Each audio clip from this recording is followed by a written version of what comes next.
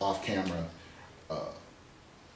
Rihanna, Chris Brown, Ciara, even Janet Jackson, Omarion. Do you consider, where do you put those people on your personal barometer of singers versus real singers versus non-singers? Where do you put them? They are recording artists. Mm-hmm. That's it. They're not what I call a singer-singer. A singer-singer as in a person that sings. A singer-singer is a person that can strip the production value away, strip the music away, totally rely on the voice, and they can move you simply with the choices they make with their voice, and their voice serving as an instrument in itself. But would Those you other say artists can't do that? But would you say they could, or maybe like a J-Lo who's got a top 10 record Producer right now. driven. Okay, they are producer driven, but could you say they at least can carry a tune? No. I don't think You wouldn't even put them in that. I would say J-Lo cannot carry a tune. J-Lo is completely producer driven, and if it weren't for the track, she wouldn't have a career. Wow, that's pretty harsh. So It are is, you but saying? I'm telling the truth. Okay, but with that being the case, do you say you don't appreciate those types of artists and the type of music that they've done? Oh no, I mean she's come out with some tracks that I've nodded my head to, and you know. I'm not talking necessarily just J-Lo, but any of those artists. They have a place. I think Janet Jackson. There's different levels even within the recording artist. Mm-hmm. There's somebody like a Janet Jackson that I think makes interesting vocal choices. She may have a limited instrument, and when I say limited, I mean you cannot take Janet Jackson, sit her in a chair, give her a microphone, and she's going to floor you with a song. It's just not going to happen. So she can't do that. However, she can give you a song like, you know, Anytime, Any Place, and you hear the sensuality, you feel the sensuality. So that makes her a more effective stylist than those other artists. Well, could you Where say somebody like J-Lo, she can't do that. But J-Lo's recorded ballads and mid-tempos and it's had some very beautiful songs too, and you know.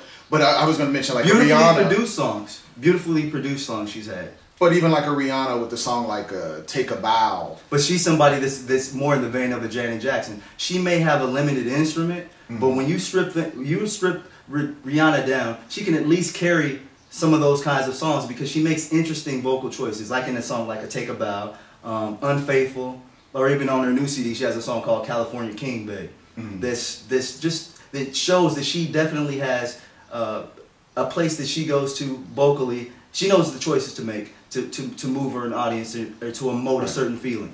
Now, I would say I would never put those people in the same boat as like an Aretha or a Whitney or or a Shaka Khan or a Luther Vandross. No, I would never put that. Couldn't do it. But I think too that people that truly appreciate those kinds of artists, a lot of times we want to throw what we consider less so vocal people under the bus. And I really don't want to do that because I do think that there is a great place in the music business for Janet. I think Janet was kind of like the first of the quote-unquote non-singers that we were talking about. And I think we gave her a pass too because for one, she was a Jackson.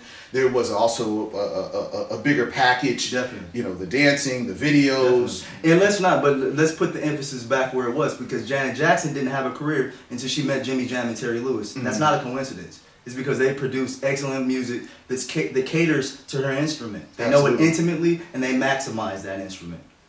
So yeah, so Janet wouldn't, without Jimmy Jam and Terry Lewis, she'd be J-Lo too.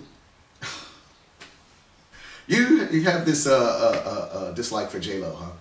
Well, I mean she's just an example. We can go Kesha, somebody who's extremely producer driven today, and this is to say that these are package artists. They give you a great video. They give you an entertainment quality that some other real singers simply can't do.